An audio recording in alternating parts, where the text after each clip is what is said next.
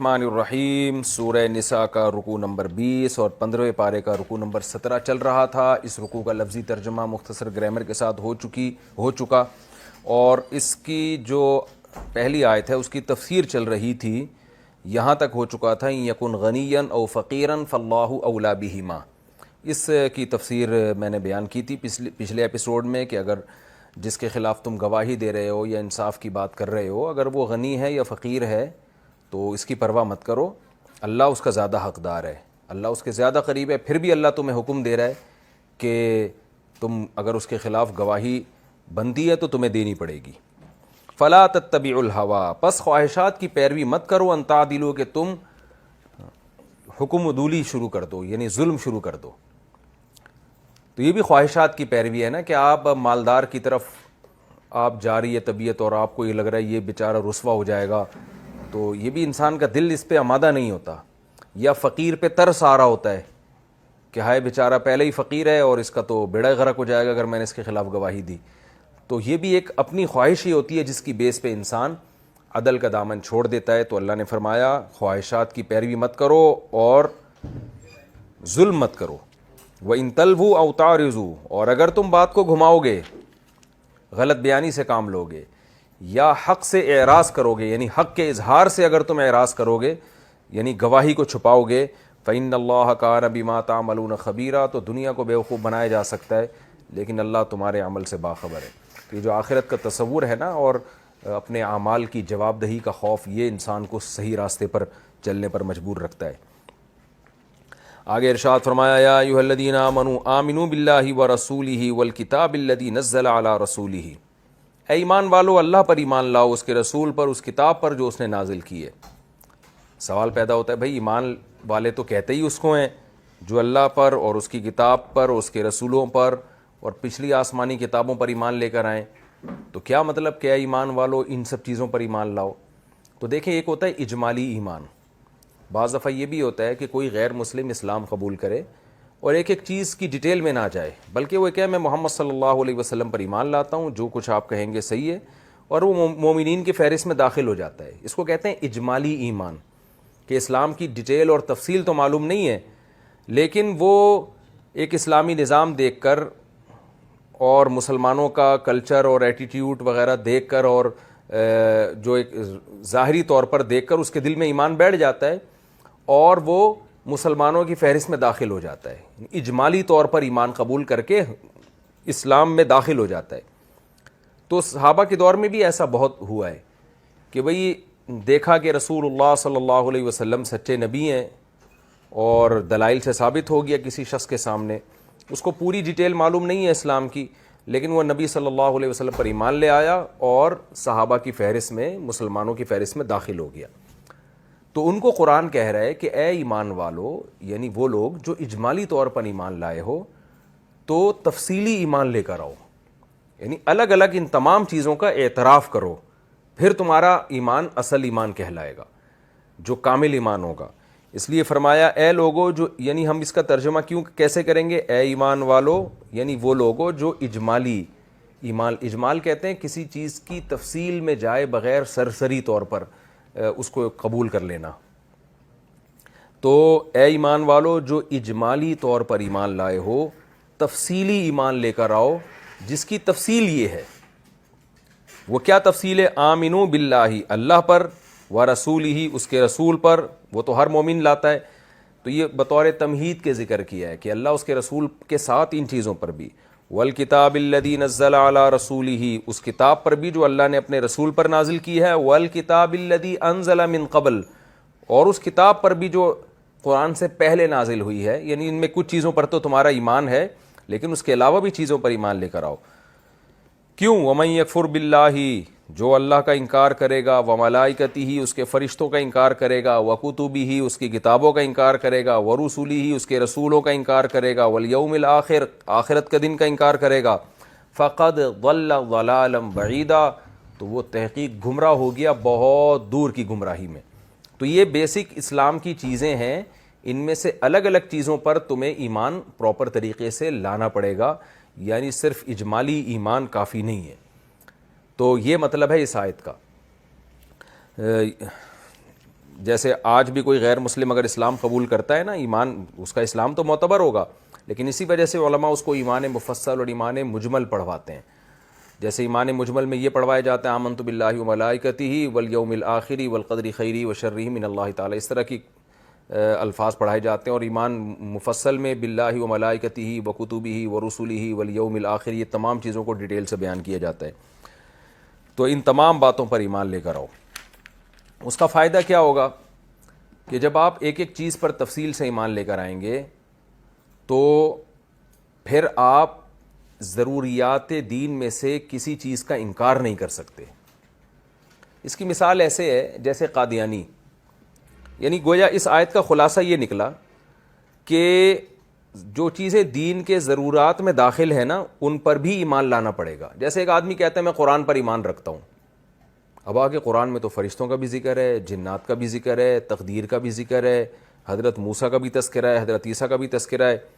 تو جب اس سے کہا جاتا ہے تم موسیٰ علیہ السلام کو اللہ کے نبی مانتے ہو، تو وہ اگر وہ کہہ دے کہ میں نہیں مانتا تو ظاہر ہے کافر ہو جائے گا. اس لیے کہ تم نے ایک طرف تو اقرار کیا میں قرآن کو مانتا ہوں، لیکن آگے تم موسیٰ علیہ السلام کی نبوت کا انکار کر رہے ہو. تو یہ ایسے ہی ہے جیسے قرآن کو آپ نہیں مانتے. تو ہم ایسے شخص کو کیا کہیں گے؟ بھائی جب وہ اسلام میں داخل ہوگا نا تو ہم ڈیٹیل سے اس کو ہم کہیں گے بھائی قرآن اور قرآن کے جتنے مضامین ہیں جن میں تمام پیغمبروں کا جو تذکرہ ہے وہ تمام پیغمبروں کی نبوت پر ایمان، تو یہ ڈیٹیل میں اس لیے لایا جاتا ہے کہ کل بعد میں بات کو گھمانا نہ شروع کر دے وہ. اس کی مثال ہے بالکل قادیانیوں کی، کہ قادیانی کہتے ہیں ہم اللہ پر بھی ایمان رکھتے ہیں، رسول پر بھی ایمان رکھتے ہیں، قرآن پر بھی ایمان رکھتے ہیں، آخرت پر بھی ایمان رکھتے ہیں، اور ہم 5 وقت نماز کے بھی قائل ہیں، رمضان میں تراویح کے بھی قائل ہیں، رمضان کے روزوں کو بھی قائل ہیں. حتیٰ کہ قادیانی نے تو مجھے یہاں تک کہا کہ ہم تو فقہ حنفی کو فالو کرتے ہیں، یعنی اہل سنت والجماعت میں جو مسلک دنیا میں سب سے زیادہ رائج ہوا ہے ہم تو اس کو فالو کر رہے ہیں، تو ہمیں تم کافر کیوں کہتے ہو؟ تو یہ کیوں، یہ نوبت کیوں آئی؟ اس لیے کہ قادیانی جب قادیانیت قبول کرتا ہے تو الگ الگ اسلام کے عقیدوں کو وہ ہائی لائٹ نہیں کرتا جس میں ختم نبوت کا بھی عقیدہ ہے. وہ یہ تو کہتا ہے میں ایمان لے آیا، میں اسلام لے آیا، میں قرآن کو مانتا ہوں، میں رسول کو مانتا ہوں. تو ایسے موقع پہ اس کو یہ بھی کہنا پڑے گا کہ قرآن کی ہر بات کو میں مانتا ہوں جس میں ختم نبوت کا عقیدہ بھی ہے. تو یہاں اللہ نے ختم نبوت کے عقیدے کو ذکر اس لیے نہیں کیا کہ اس زمانے میں تو اس کے انکار کا تصور ہی نہیں تھا، لیکن یہ جو قرآن کہہ رہا ہے کہ اللہ پر، فرشتوں پر، کتابوں پر، رسولوں پر، آخرت کے دن پر، تو یہ قرآن اصل میں قرآن ہی کے مضامین کو الگ الگ ہائی لائٹ کر رہا ہے کہ ان تمام چیزوں پر تمہیں ایمان لانا پڑے گا. تو اس سے اشارہ ملتا ہے کہ اس میں صرف یہ چیزیں نہیں ہیں بلکہ وہ تمام عقیدے جن کو قرآن اور سنت نے دو ٹوک اور واضح لفظوں میں بیان کر دیے، چاہے وہ حدیث متواتر سے ثابت ہوں چاہے وہ قرآن سے ثابت ہوں، جس میں ختم نبوت کا عقیدہ ہے. اسی طرح حیات عیسیٰ، کہ حضرت عیسیٰ علیہ السلام پر موت واقع نہیں ہوئی ہے، وہ زندہ آسمانوں پہ اٹھائے گئے ہیں اور قرب قیامت میں وہ نازل ہوں گے. یہ عقیدہ بھی قرآن و سنت نے بہت وضاحت سے بیان کر دیا، اس لیے یہ بھی امت کا اجماعی عقیدہ ہے. تو صرف اجمالی ایمان لے آنا یہ اس لیے کافی نہیں ہوگا کہ اگر آپ اس کے ساتھ تفصیلی ایمان نہیں لے کر آتے تو شیطان آپ کو بعد میں بہکا سکتے. دیکھیں مسلمان تو ہو جائے گا وہ، اگر کوئی غیر مسلم ہمارے پاس آ کے یہ کہتا ہے، اس کو ان عقیدوں کا علم نہیں ہے، وہ کوئی ہندو آ کے کہتا ہے میں اسلام قبول کرتا ہوں اور زیادہ ڈیٹیل میں نہیں جاتا وہ، اور لا الہ الا اللہ کا اقرار کر لیتا ہے، تو ہم اس کو مسلمان ہی سمجھیں گے. تو ایسے لوگوں کو قرآن کیا کہے گا، ایسے غیر مسلموں کو، کہ تم اسلام میں تو داخل ہو گئے ہو لیکن ان تمام چیزوں پر ایمان تمہیں لانا پڑے گا. کیونکہ اس بات کا امکان موجود ہے کوئی غیر مسلم مسلمان ہو اور کہ میں ایمان لے آیا، میں اسلام قبول کرتا ہوں، تو ٹھیک ہے ہم اس کو مسلمان مانیں گے، لیکن کل وہ کہتا ہے کہ جی میں ختم نبوت کو نہیں مانتا، یہ میں فرشتوں کو نہیں مانتا.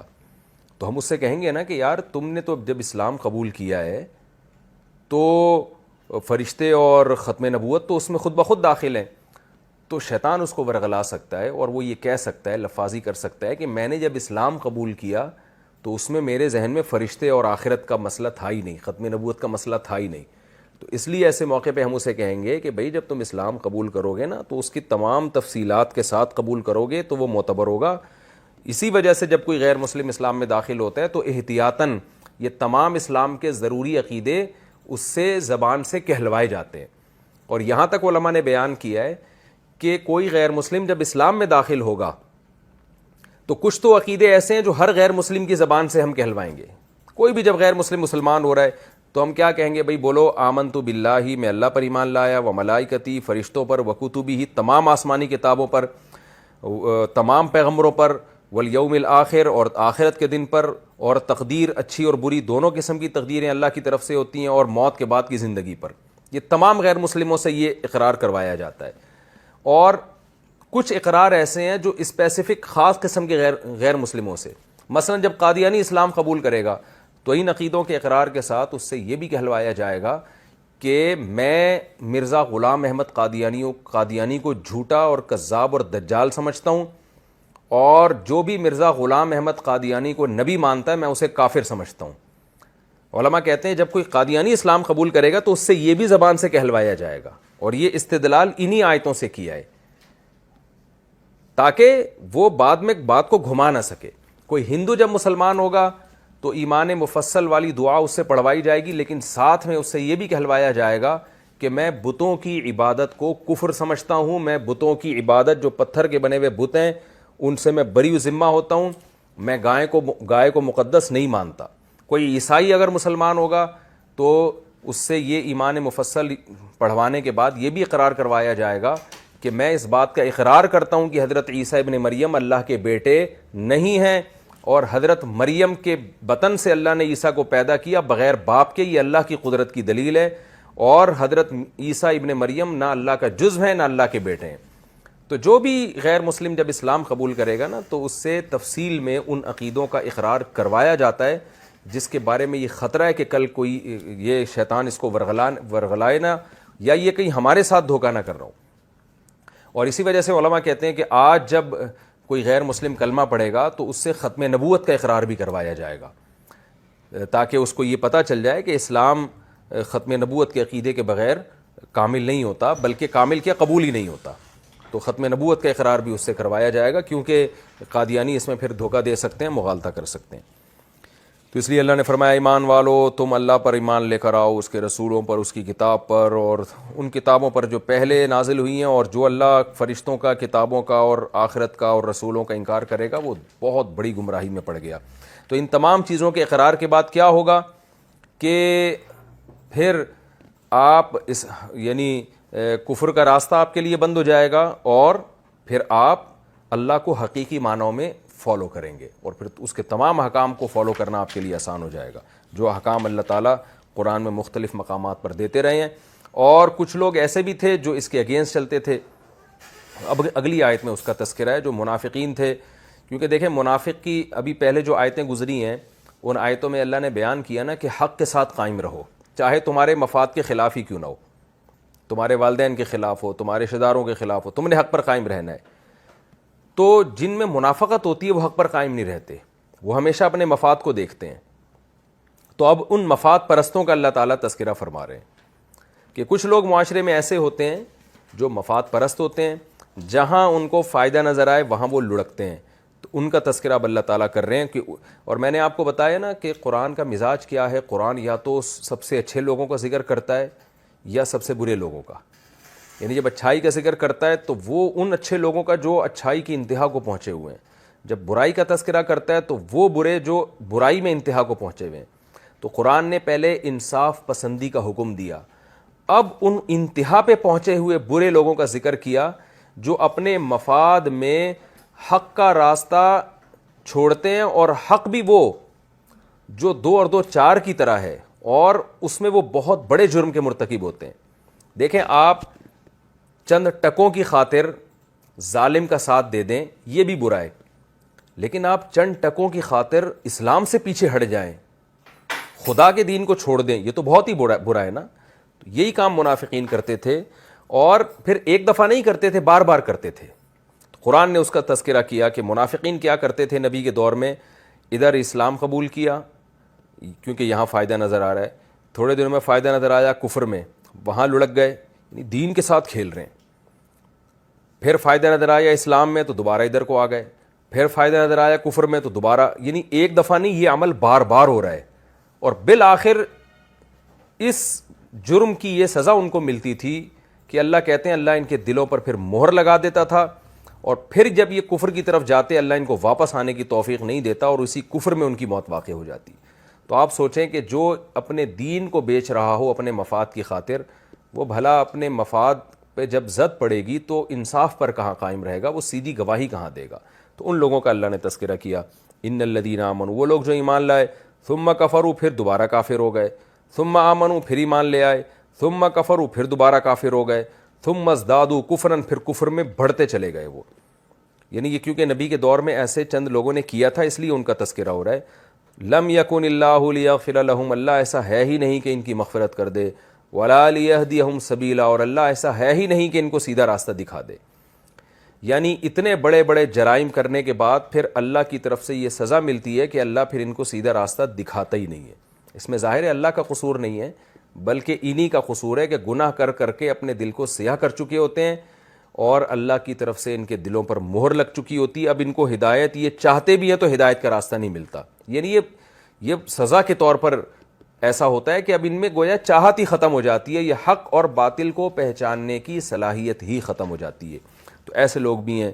اور اللہ نے پھر ایسے لوگوں کے بارے میں نبی کو حکم دیا کہ اے نبی، بشر المنافقین، ایسے منافقوں کو آپ خوشخبری سنا دیں، بِأَنَّ لَهُمْ عَذَابًا أَلِيمًا، کہ ان کے لیے دردناک عذاب ہے. خوشخبری کا ذکر اس لیے کہ ایسے منافقین یہ سب کام اس لیے کر رہے ہوتے ہیں تاکہ ہمیں فائدہ ہو، اور فائدے کی چیز خوشخبری کے طور پہ بیان کی جاتی ہے. تو بتایا جا رہا ہے کہ ان کو خوشخبری سنا دیں کہ تم جو چاہتے ہو نا کہ ہمیں خوشخبریاں سنائی جائیں، تو وہ خوشخبری تمہیں مل رہی ہے، لیکن خوشخبری اس چیز کی نہیں جو تم چاہ رہے ہو، بلکہ دردناک عذاب کی خوشخبری. الذین یتخذون الکافرین اولیاء من دون المؤمنین، یہ وہ لوگ ہیں جو مومنین کو چھوڑ کر کافروں کو دوست بناتے ہیں. یعنی یہ انصاف پہ قائم نہیں رہتے. اللہ نے حکم دیا نا رکوع کے شروع میں، ایمان والو انصاف پر قائم رہو، تو اسلام بھی تو ایک انصاف کی بات ہے نا.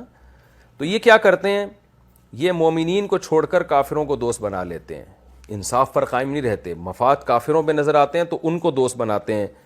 ایبتغون عندہم العزہ، اللہ فرماتے ہیں کیا ان کے پاس تم عزت کی تلاش میں جاتے ہو کہ ہمیں وہاں عزت ملے گی، کافروں کا غلبہ ہے.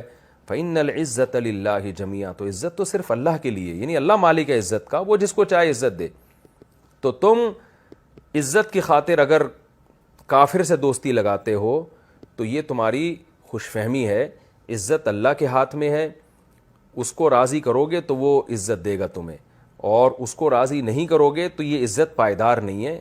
جو جس چیز کا مالک ہوتا ہے اس سے وہ چیز حاصل کی جاتی ہے، اس کو ناراض کر کے اگر وہ چیز حاصل کرنے کی کوشش کی جائے تو وہ کبھی بھی پائیدار نہیں ہوتی. تو یہاں اللہ تعالیٰ نے مومنین کو چھوڑ کر کافروں سے دوستی لگانے سے منع کیا ہے. تو اس دوستی سے وہ دوستی مراد ہے جس میں مومنین کے مفاد پہ زد پڑتی ہو. وہ دوستی مراد نہیں ہے کوئی آپ کا ہندو کولیگ ہے، آپ اس کے ساتھ اچھی گپ شپ لگاتے ہیں، کوئی عیسائی ہے جو، یا آپ کا ریلیٹیو ہے، کوئی غیر مسلم آپ کا دوست ہے، یا آپ کا کوئی کاروباری معاملہ ہے اس سے آپ کی دوستی ہوتی ہے. اس سے یہ والی دوستی مراد نہیں ہے. اس سے وہ دوستی ہے جو منافقین لگایا کرتے تھے کہ جنگیں ہو رہی ہیں تو ظاہر ہے اس میں آپ کو مسلمانوں کا ساتھ دینا ہے، اور آپ کیا کر رہے ہیں اس میں کافروں کے ساتھ دوستیاں بڑھا رہے ہیں، ان کے مفاد میں کام کر رہے ہیں. یہ حرام اور یہ ناجائز ہے، اور یہ پہلے بھی ناجائز تھا یہ والی دوستی، اور یہ آج بھی ناجائز ہے. یعنی کون سی دوستی، اس کا خلاصہ یہ نکلے گا کہ وہ دوستی جس میں آپ مظلوم کے بجائے ظالم کا ساتھ دیں، وہ دوستی جس میں آپ حق پرستوں کے بجائے باطل لوگوں کا ساتھ دیں. فرمایا وَقَدْ نَزَّلَ عَلَيْكُمْ فِي الْكِتَابِ، اللہ تو تم پر کتاب میں یہ بات نازل کر چکا ہے کہ جب تم اللہ کی آیات کے بارے میں سنو کوئی ان کا انکار کیا جا رہا ہے یا ان کا مذاق اڑایا جا رہا ہے تو ایسے لوگوں کے ساتھ مت بیٹھا کرو. یعنی اللہ فرماتے ہیں ہم تو پہلے یہ بات تمہیں بتا چکے ہیں. سورہ انعام میں اللہ نے فرمایا وَإِذَا رَأَيْتَ الَّذِينَ يَخُوضُونَ فِي آيَاتِنَا، سورہ یعنی مکی آیت ہے یہ، سورہ انعام کی، مکہ میں نازل ہوئی، اور یہ جو سورت ہم پڑھ رہے ہیں یہ مدینہ کی ہے. تو اللہ فرماتے ہیں ہم پہلے کتاب میں نازل کر چکے ہیں. وہ کیا نازل کیا سورہ انعام میں کہ جب تم ان لوگوں کو دیکھو جو ہماری آیتوں کا انکار کر رہے ہیں، جھٹلا رہے ہیں، مذاق اڑا رہے ہیں، تو ان کے ساتھ مت بیٹھا کرو. اذا رأيت الذين يخوضون في آياتنا فاعرض عنهم حتى يخوضوا في حديث غيري، جب تک کہ وہ کسی اور بات پہ مشغول نہ ہو جائیں. تو یہ حکم پہلے نازل ہو چکا ہے. تو اللہ منافقین کو بتا رہے ہیں کہ تم ظاہری طور پر جب اسلام کا دعویٰ کرتے ہو تو قرآن کی ان سری آیتوں کا کیسے انکار کرتے ہو؟ انکار کا مطلب ان پر عمل کیوں نہیں کرتے؟ تم جب کافروں کے ساتھ جا کے بیٹھتے ہو، وہ تو اسلام کا مذاق اڑاتے ہیں، ان کی محفلوں میں نبی کا مذاق اڑایا جاتا ہے، ان کی محفلوں میں یہ بتایا جاتا ہے کہ اسلام غلط مذہب ہے، اور تم لوگوں کو پتہ بھی ہے اور تم وہاں چپ کر کے بیٹھے رہتے ہو. تو اللہ نے کہا ہے کہ ایسے موقع پہ ان کے ساتھ مت بیٹھو. اسی کا قرآن میں تذکرہ کیا کہ اللہ نے تم پر کتاب میں نازل کر دیا ہے کہ ان اذا سمعتم آیات اللہ یکفر بہا، کہ جب اللہ کی آیات کا انکار کیا جائے، اس کا مذاق اڑایا جائے، فلا تقعدوا معهم، ان کے ساتھ مت بیٹھو، حتی یخوضوا فی حدیث غیری، جب تک کہ وہ کسی دوسری بات میں مشغول نہ ہو جائیں. انکم اذا مثلہم، اس لیے کہ اگر ایسا ہوا تو تم بھی انہی جیسے ہوگے. کسی کو گناہ میں دیکھ کر آپ کو اس گناہ پہ روکنے کی قدرت بھی ہو، پھر بھی آپ نہ روکیں، تو اس کی علامت ہے آپ میں اور ان میں کوئی فرق نہیں ہے. ان اللہ جامع المنافقین والکافرین فی جہنم جمیعا، اللہ نے پھر مسلمانوں کو تسلی دی، فرمایا اللہ ان منافقین اور کافر جن کے ساتھ یہ منافقین بیٹھتے ہیں نا اور اسلام کا مذاق اڑاتے ہیں، ان سب کو اللہ اکٹھے کا مطلب ان دونوں کو اللہ جہنم میں ڈالے گا، جمع کرے گا. جمع کرنے کا مطلب دخول میں دونوں جمع ہوں گے، جہنم میں داخل ہونے میں. یہ نہیں کہ درجات ایک جیسے، درجات تو ظاہر ہے قرآن میں آتا ہے کہ منافقین نچلی جہنم میں ہوں گے، کافر اوپر کی جہنم میں ہوں گے، یعنی منافقین کو کافروں سے زیادہ عذاب دیا جائے گا. تو اس آیت سے پتہ چلتا ہے کہ کسی بھی محفل میں جہاں دین کا مذاق اڑایا جا رہا ہو، شریعت کا مذاق اڑایا جا رہا ہو، یا اللہ کی کھلے عام نافرمانی کی جا رہی ہو، یعنی مذاق کبھی عمل سے اڑایا جاتا ہے، کبھی قول سے. عمل سے بھی مذاق اڑایا جاتا ہے، کھلے عام شریعت کی دھجیاں اڑائی جا رہی ہیں شرعی احکام کی، جیسے ناچ گانے کی محفلیں ہیں، ڈانس کی محفلیں ہیں، شراب کباب چل رہی ہے، اس میں مس گیدرنگ میں ایک بے حیائی کا ایک طوفان بدتمیزی ہے. تو یہ زبان سے تو نہیں لیکن عمل سے مذاق اڑایا جا رہا ہے. تو ایسی محفل میں بھی علماء نے اسی آیت سے استدلال کیا ہے کہ کسی کے لیے بیٹھنا جائز نہیں ہے. ہاں کوئی مجبوری ہو یا آپ کسی اپنے ذاتی کام سے گئے ہیں، کسی کام یعنی کام آپ کا اس محفل میں شرکت نہیں ہے، کوئی اور کام سے گئے ہیں، جیسے آپ بس میں جا رہے ہیں اور گانے لگا دیے یا اور کوئی بےہودگی ہو رہی ہے وہاں پہ، تو آپ ظاہر ہے اس بےہودگی میں شرکت کے لیے یا ان لوگوں کے ساتھ بیٹھنے کے لیے نہیں گئے، آپ تو سفر کے لیے گئے ہیں. تو ایسے موقع پہ انشاءاللہ گناہ نہیں ہوگا. یا آپ تبلیغ کے لیے گئے ہیں تو بھی گناہ نہیں ہوگا، یا آپ مجبوری میں وہاں بیٹھے ہوئے ہیں تو بھی انشاءاللہ گناہ نہیں ہوگا. لیکن یہ تینوں چیزیں اگر نہیں پائی جاتی تو پھر ایسی محفل میں بیٹھنا گناہ ہے، حرام ہے. جیسے کہ آج کل شادی بیاہ کی محفلوں میں ناچ گانے ہو رہے ہوتے ہیں، علماء نے لکھا ہے کہ ایسی محفلوں میں بیٹھنے کی اجازت نہیں ہے، آپ پر لازم ہے کہ آپ وہاں سے اٹھ کے جائیں. تو البتہ کوئی ایسی جگہوں پہ جہاں گناہ تو ہو رہا ہے لیکن آپ اس لیے جا رہے ہیں کہ وہاں آپ اس پہ بات کریں یا دینی کوئی پیغام لوگوں کو دیں، تو وہ شرعاً پھر جائز، نہ صرف جائز ہے بلکہ ثواب ہے. تو اس میں یہ نہیں کہیں گے کہ یہ گناہ کی محفل میں گناہ میں شریک ہے لوگوں کے ساتھ، بلکہ بھئی یہ تو خیر کو پھیلانے کے لیے گیا ہے وہاں پہ. تو کوئی کام بھی نہیں ہے، کوئی مجبوری بھی نہیں ہے، کوئی مصلحت بھی نہیں ہے، ویسے ہی جا کے آپ وہاں بیٹھ گئے تو یہ حرام ہے. تو شادی بیاہ اور ولیمہ ان میں اگر گناہ کی محفل ہے تو بیٹھنا جائز نہیں ہے. لوگ ایسے موقع پہ کہتے ہیں کہ اگر ہم نہیں بیٹھیں گے تو رشتہ داری ٹوٹے گی. تو ہم ایک اچھے کام کے لیے جا رہے ہیں، رشتہ داری جوڑنے کے لیے. تو یہ عذر گناہ بدتر از گناہ. رشتہ داری اتنی جوڑنا جائز ہے جتنی شریعت نے آپ کو اجازت دی ہے. جب آپ کا رشتہ دار فی نفسی ہی تو یہ مسئلہ درست ہے کہ رشتہ داری توڑنا کبیرہ گناہ ہے، لیکن یہاں توڑنے کی نسبت آپ کی طرف نہیں ہوگی بلکہ اس رشتہ دار کی طرف ہوگی جس نے اپنی محفل میں گناہ کا انتظام کیا ہے اور آپ کو شریک ہونے سے اس نے روک لیا. اس کی میں آسان لفظوں میں سمجھاتا ہوں اس کو. جیسے ایک آدمی کہتا ہے یار میں اگر رشتہ دار کی شادی میں نہیں جاؤں گا تو وہ ناراض ہو جائے گا. تو بھئی سوال یہ پیدا ہوتا ہے کہ وہ اگر ناراض ہوگا تو اپنی حماقت سے ناراض ہوگا نا.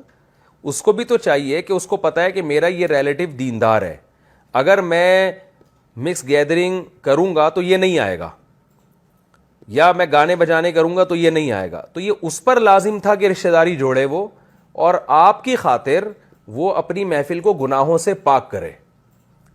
یعنی قطع رحمی کا گناہ اس کو ہوگا، آپ کو نہیں ہوگا.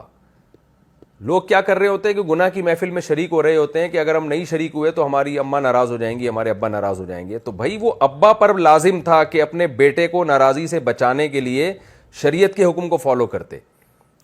تو اس کی مثال ہے جیسے نماز پڑھنا جو ہے لازم ہے، جماعت سے نماز پڑھنا. اب آپ کے ابا آپ کو جماعت سے نماز پڑھنے سے روک رہے ہیں اور آپ کہو کہ میں گھر میں نماز پڑھ لوں گا کیونکہ جماعت سے نماز چھوڑنا بھی گناہ ہے لیکن ابا کو ناراض کرنا اس سے بڑا گناہ ہے. تو بھئی ابا کو ناراض کرنا یقیناً کبیرہ گناہ ہے، لیکن اس گناہ کی نسبت آپ کی طرف نہیں ہوگی بلکہ ابا کی طرف ہوگی کہ ابا ایسا کام کیوں کر رہے ہیں جس سے باپ اور بیٹے کے تعلقات خراب ہو, ابا کیوں جماعت کی نماز پڑھنے سے روک رہے ہیں.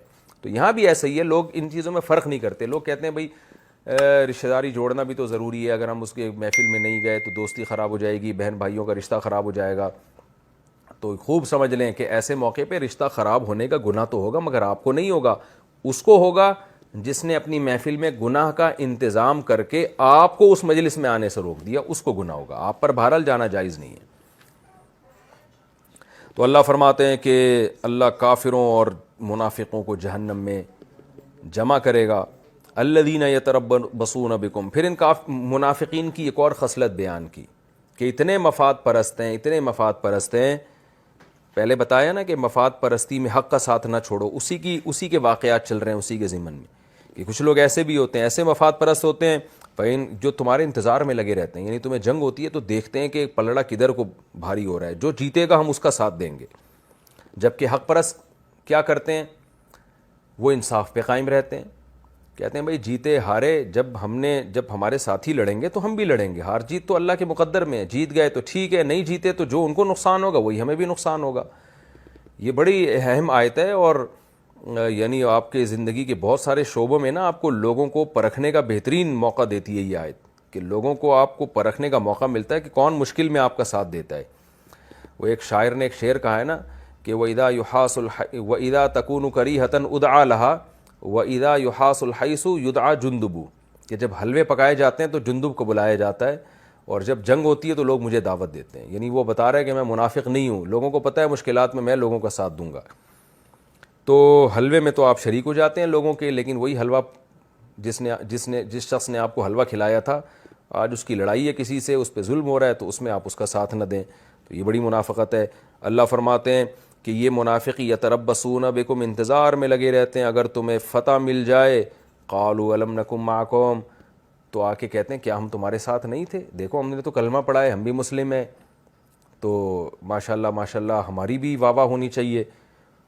اور وَإِن كَانَ لِلْكَافِرِينَ نَصِيبٌ, اگر کافروں کو فتح ہو جائے تو کہتے ہیں الم نستحوذ علیکم, کیا ہمارا تم پہ غلبہ نہیں ہو گیا تھا. یعنی اگرچہ ہم ظاہری طور پر مسلمانوں کے ساتھ تھے تو ہم تو غالب تھے تمہارے اوپر, ہونا تو یہ چاہیے تھا کہ ہمیں فتح ہوتی, یعنی مسلمانوں کے ساتھ ہم ملے ہوئے تھے تو ان کے ساتھ مل کے ہمیں تم پہ فتح ہوتی, لیکن نہیں ہوئی. تو سمجھ لو یہ ہماری وجہ سے نہیں ہوئی ہے, کیونکہ گراؤنڈ ریئلٹی تو یہ کہہ رہی ہے کہ مسلمانوں کو فتح ہونی چاہیے تھی, تو یہ ہماری وجہ سے نہیں ہوئی ہے فتح, اور ہم نے تمہارا ساتھ دیا ہے. وَنَمْنَعْكُمْ مِنَ الْمُؤْمِنِينَ, اور کیا ہم نے تم کو مومنین سے نہیں روک لیا, یعنی مومنین کے شر سے, تو ہم نے بچایا. یعنی اتنے نالائق ہیں کہ دعویٰ نہیں کر رہے بلکہ سوال کر رہے ہیں. سوال کب کیا جاتا ہے, جب ایک بات طے شدہ ہوتی ہے. جیسے آپ آ کے کہتے ہیں کہ بھائی لوگ کہتے ہیں کہ اس جنگ کے موقع پر تم کہاں تھے, تو آپ جواب میں یہ کہتے ہیں نا میں وہیں تھا. یہ بھی جھوٹ ہے, لیکن آپ جھوٹ اتنی ڈرائی سے بولو کہ بھائی وہاں نہیں تھا تو اور کہاں تھا میں. یعنی یہ تو بات تو طے شدہ ہے, میں تو جنگ میں ہوتا ہی ساتھ ہوں. تو منافقین جھوٹ بولتے ہیں اتنی ڈٹائی کے ساتھ کہ یہ نہیں کہہ رہے کہ ہم نے مومنین کے شر سے تمہیں روک لیا ہے, بلکہ کہہ رہے ہمارے علاوہ اور کون ہے بھائی روکنے والا, کیا ہم نہیں تھے. تو یہ بھی ایک جھوٹے آدمی کی خصلت ہے کہ وہ جھوٹ اتنے کانفیڈنس اور اتنی ڈٹائی کے ساتھ بولتا ہے کہ سامنے والا اس کے کانفیڈنس کو دیکھ کے یقین کرنے لگتا ہے. تو یہ بھی جو پرلے درجے کے منافق ہوتے ہیں نا, وہ بڑے کانفیڈنس کے ساتھ غلط بات کرتے ہیں. اس آیت سے ہمیں یہ بھی پتہ چلتا ہے. آگے اللہ فرماتے ہیں دیکھو دنیا میں تو تم ایک دوسرے کو بیوقوف بناتے رہو گے, لیکن فاللہ یحکم بینکم یوم القیامہ, اللہ ہے قیامت کے دن فیصلہ کرے گا تمہارے درمیان, سب بتا دے گا کون صحیح تھا کون غلط تھا. وَلَن يَجْعَلَ اللَّهُ لِلْكَافِرِينَ عَلَى الْمُؤْمِنِينَ سَبِيلًا, اور یاد رکھو اللہ کافروں کے لیے ہرگز مومنین پر طنز کا, تانے کا, مومنین کو نقصان پہنچانے کا کوئی راستہ چھوڑے گا ہی نہیں.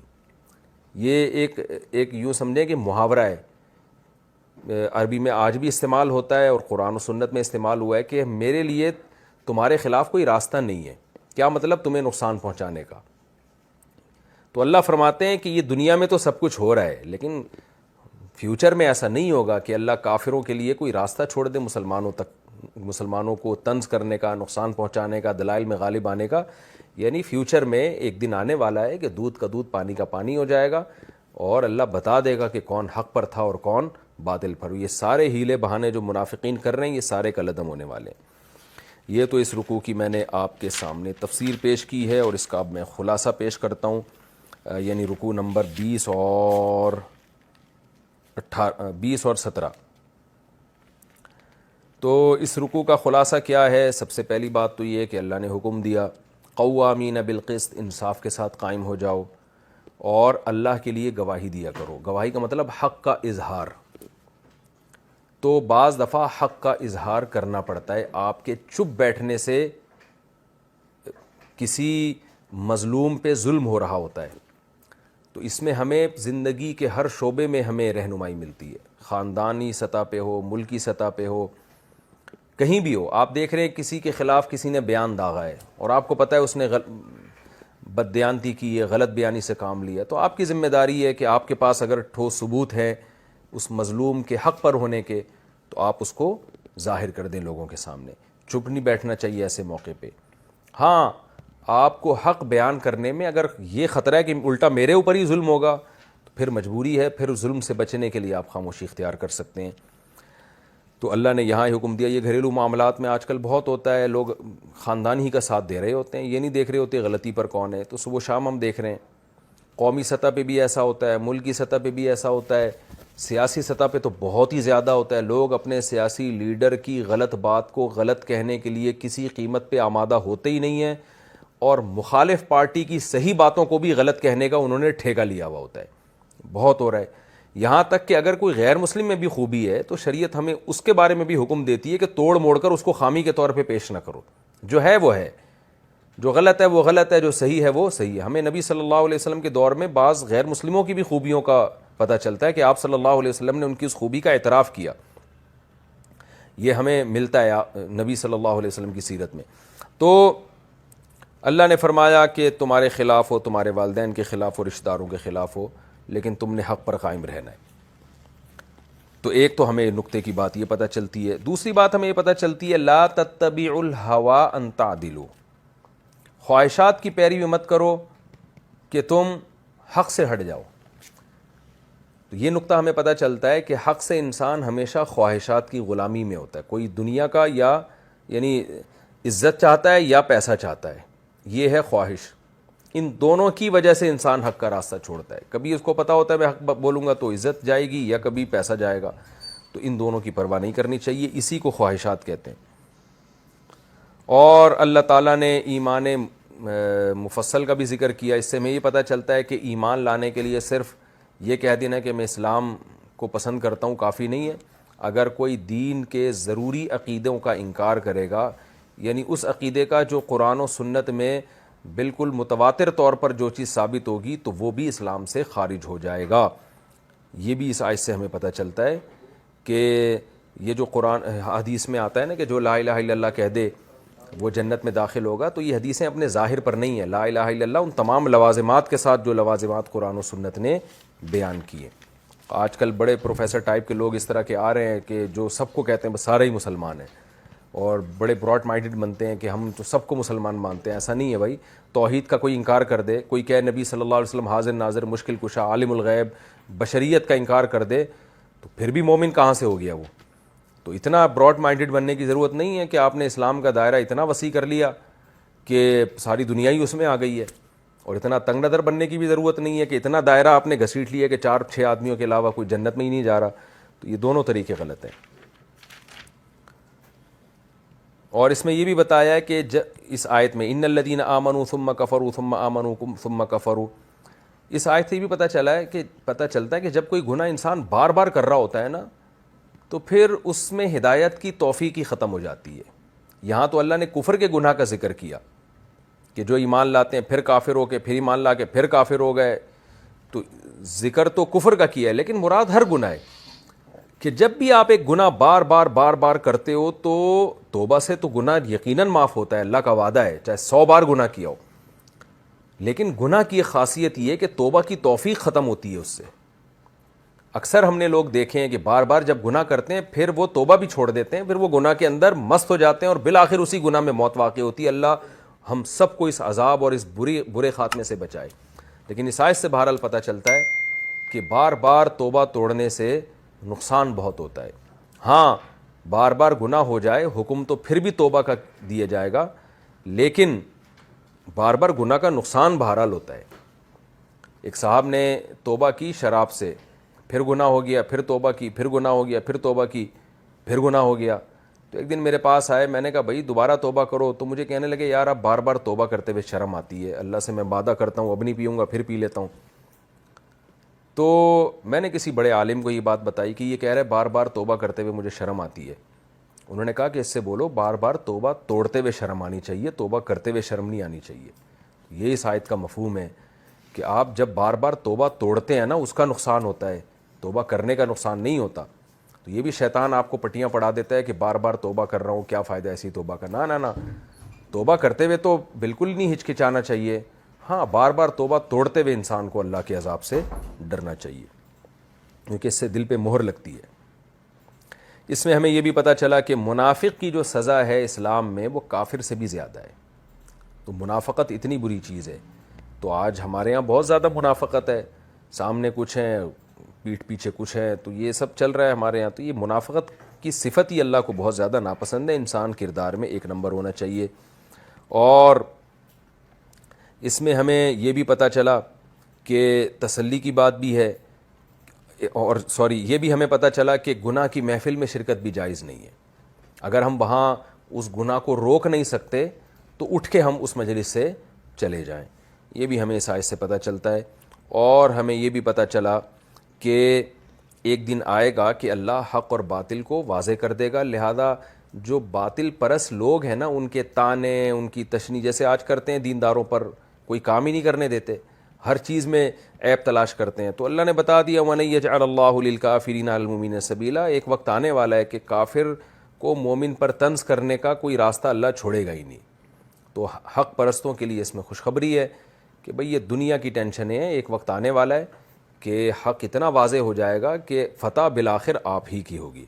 تو یہ رکوع ہمارا کمپلیٹ ہوا. انشاءاللہ اگلے ایپیسوڈ میں سورہ نساء کا رکوع نمبر 21 اور 5ویں پارے کا رکوع نمبر 16 آپ کے سامنے انشاءاللہ میں شروع کروں گا. اللہ تعالیٰ سمجھنے کی, عمل کرنے کی توفیق عطا فرمائے. وما علینا الا البلاغ.